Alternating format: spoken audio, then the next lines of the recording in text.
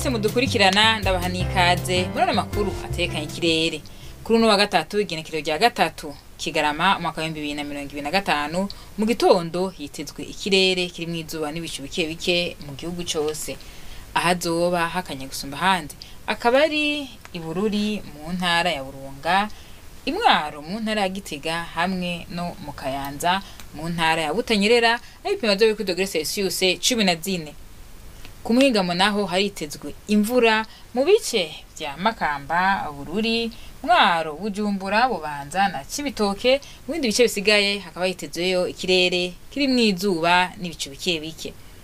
Ahazoba hashushe gusumba ahandi ni mu Cibitoke mu ntara ya Bujumbura, ibipimo byo ku degrees Celsius 31. Mu gitondo hitezwe ko izuba zoseruka gice isaha 11 zirenga iminota 42 rirenga igice isaha 12 zirenga iminota 2 z'umugoroba.